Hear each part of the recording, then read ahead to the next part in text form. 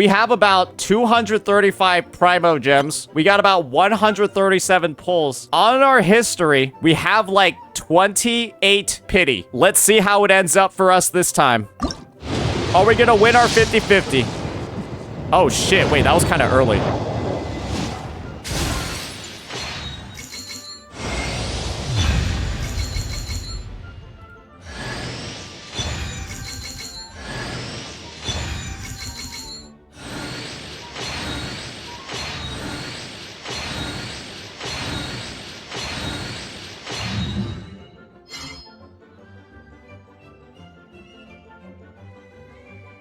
Disgusting. Maybe we just get a back-to-back then.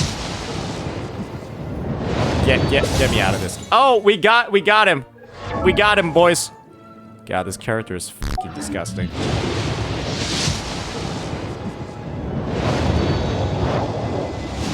This is like the shortest pulling session ever.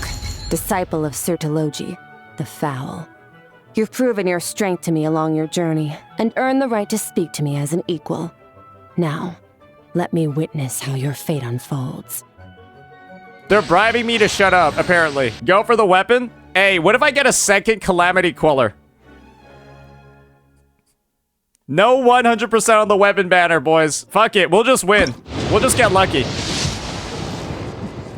We'll just get lucky. Oh, shit! Okay, this is like the best weapon on... Oh, wait, no. I thought that was Xiphos' Moonlight. Surely we just get the weapon here. Wait, I'm like... Ugh!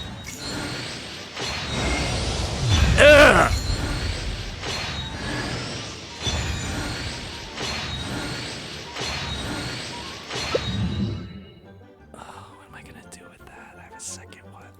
Whatever. I guess we just get it now. Fucking Ningguang, get out of my account. Fucking Layla?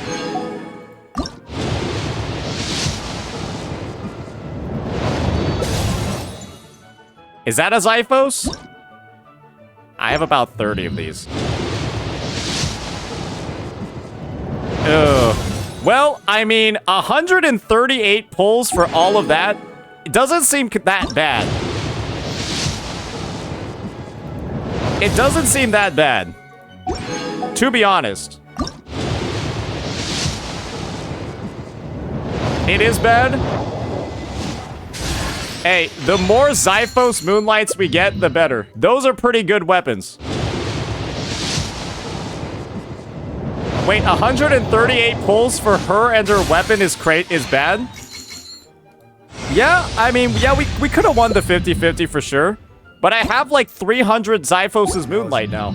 Day 2. Now that we've got our Skirk's weapon ready to go after some struggles, what I wanted to do was actually compare. How does a C0 R1 Skirk actually do in the same exact team that we're going to be seeing over here? I actually need to put a Jing Cho in, not a Yelan. How is that team going to work compared to a Wriothesley? Because I actually have footage, right?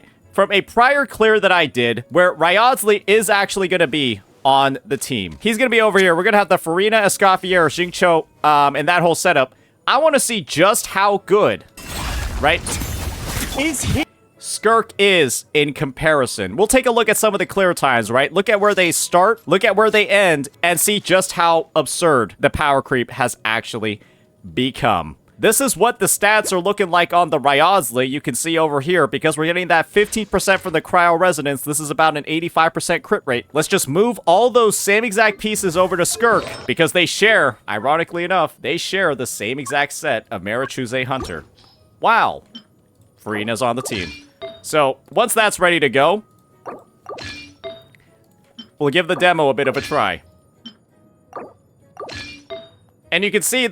right, the pieces are quite good. And that's just a final overview of the stats right before we get on into it. We're going to make sure to run our same exact teams on the other side as well, just so that it's not, like, too crazy. We got our C2 Arlecchino.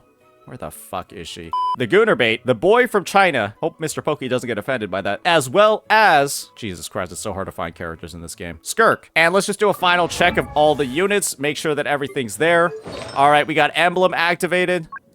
Where is Xingqiu? Oh, he doesn't have emblem activated. Okay, surely we'll be able to find something here. Ah, right. Perfect. All right, and that should be basically equivalent with the prior clears that we did. Let's give this a try, ladies and gentlemen.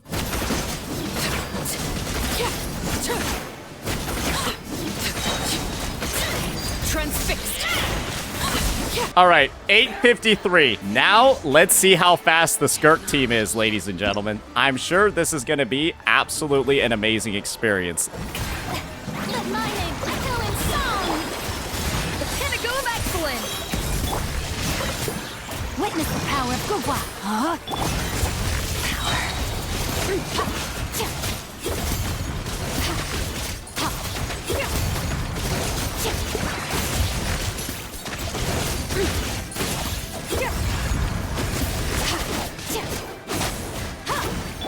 Strike a pose. Time to shine. The audacity up to the freezer. At first, the flavor. Rain outlines your fate. Rain cutter. All right, well, I guess he's already transforming. All right, I guess he's just gonna make this a fun clear.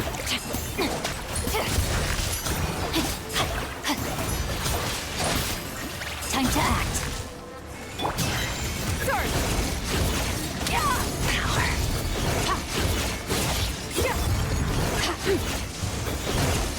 I'm sorry, is he just not?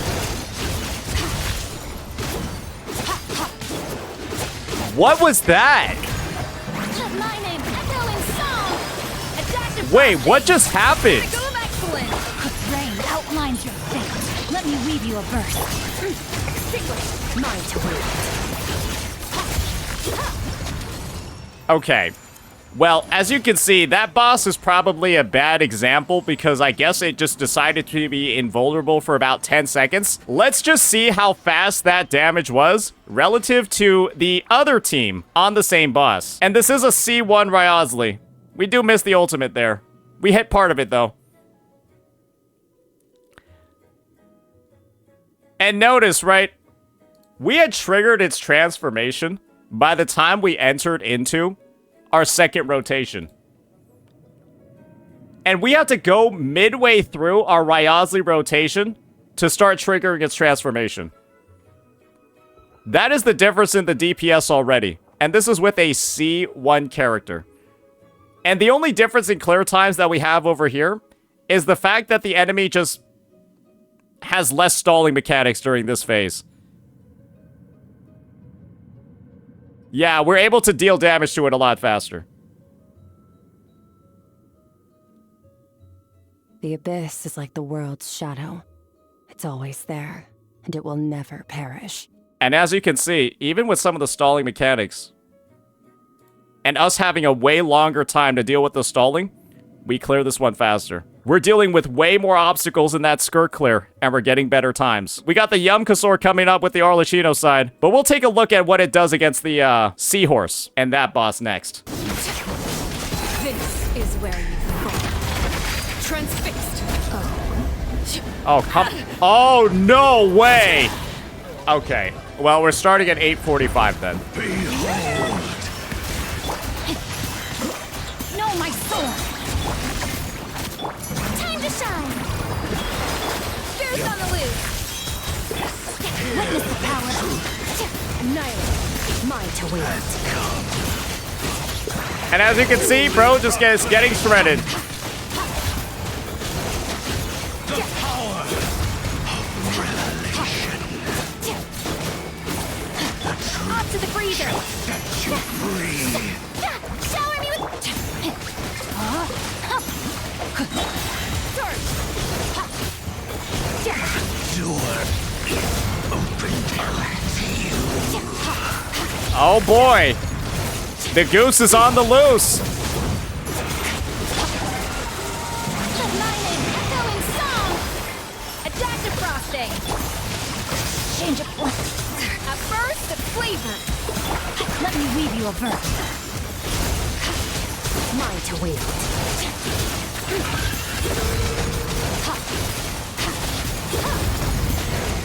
Oh wow, guys. Yeah, this character's looking pretty crazy. That's all through the shield, by the way. This thing has a pretty big damage reduction when that occurs. And we basically did 70% of its health through the shield. You want to see what it looks like on the Wriothesley side? Let's take a look. We're just going over here, right? We're killing the Lecter. Wriothesley actually breaks this really fast because he can spam charge attacks. Oh dear, is she gonna be doing that throughout the entire time? Oh dear. We're gonna be hearing her slurping in the background. My bad, boys. Or good for you, boys, if that's what you're into. That's the damage he's doing through the shield. It's already halfway gone. And by the time the shield is done, we've done about 50% of its HP. And, right, we don't end up breaking it, so we gotta go through this next phase. We had it down and basically dead by the time the shield popped. We did about half a rotation on this boss. And it was dead after the first rotation and half of the second one. We didn't even go onto the DPS yet. And we had to go through an entire Wriothesley rotation here. And we could do this faster, ladies and gentlemen. I'm running a Jing Cho, who isn't buffing damage nearly as much as other characters. Even the most unassuming ingredients can produce astounding flavor. Shut up. But unlocking that potential takes a keen sense of smell. Good God. Anyways, I'm not using like a Yelan or a Shenhe, right? Who would be able to buff a lot more. We're using a Jing Cho instead, and he's not dealing nearly as much. So now we got the third boss in the stage, and this is the one that I feel like is really going to just seal the deal for a lot of people here. It doesn't really matter how much time we end up losing, I guess. It's kind of some bullshit happening right now. Transfixed. It'll be fine. We got 8 minutes and 22 seconds left. Now we're gonna see how fast this team murders the next boss. Shower me with praise. Time to shine. Adaptive frosting. Goose on the loose. Rain cutter. Annihilate.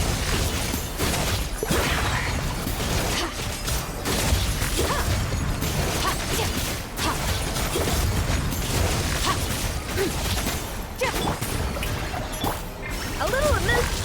Let my name echo in song. A burst. Yeah, so that's what's happening. Power. Extinguish. Mine to wield.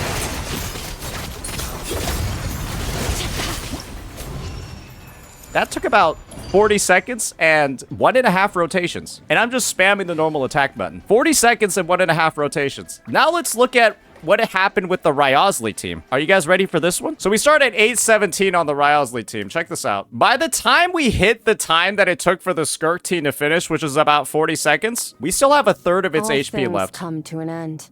We keep going. It takes us about... how much longer?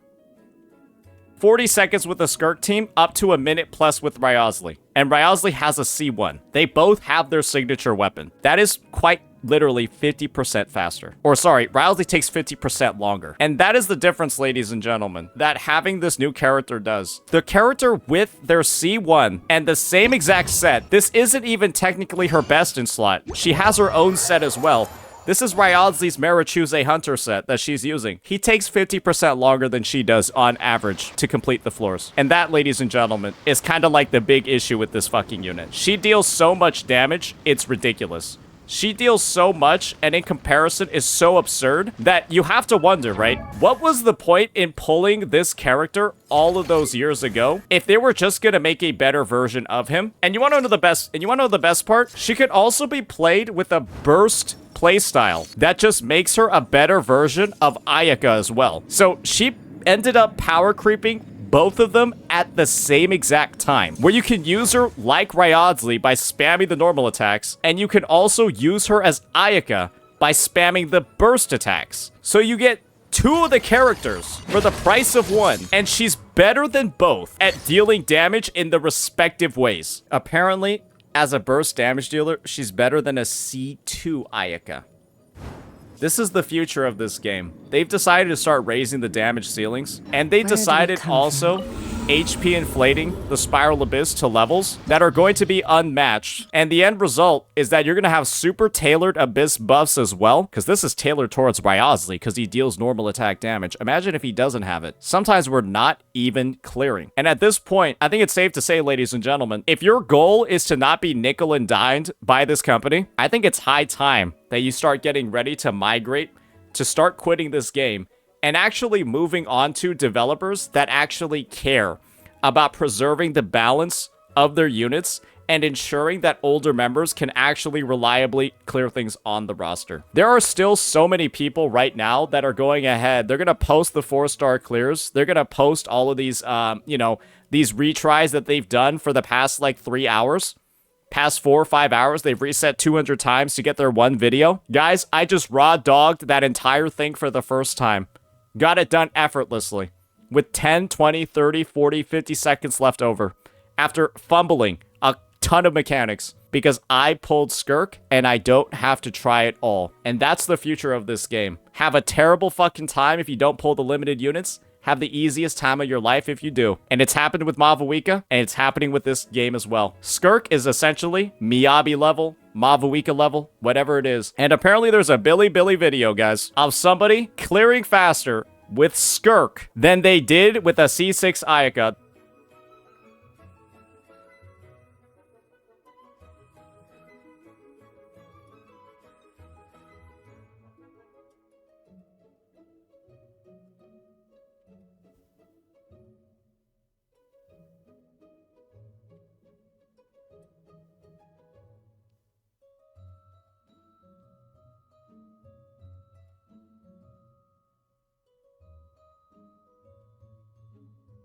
And that's a C0R1 Skirk. And because she's able to do her first ultimate, if she charges up the abyssal energy and then also goes into the stage with her ultimate up, she can clear it in 23 seconds, C0R1. So I could have done everything faster if I used that tech. And this is a C6 one. And it cleared slower. Yeah, we needed that second rotation. This might be the M6 Ellen versus M0 Miyabi. Except this time, I guess Genshin decided to take inspiration from ZZZ to make it happen. That's the future of this game, ladies and gentlemen. And if you're ready to take that, and that's what you want to happen, you want to go on that ride, by all means, ladies and gentlemen, go for it. I'm personally of the opinion that power creep is one of the worst things that can happen to a game, especially in a game like Genshin Impact, where you spend so long grinding the characters, so long grinding the artifacts, so much effort is put into actually getting characters to the level where they can clear the endgame. And when you're releasing new units, all you have to do is pull one copy of them, and then they're stronger than others that are, well, they have 6, 7 copies, then what's the point of your prior investment? It was all just a waste of time. Let me know what you all think. Peace.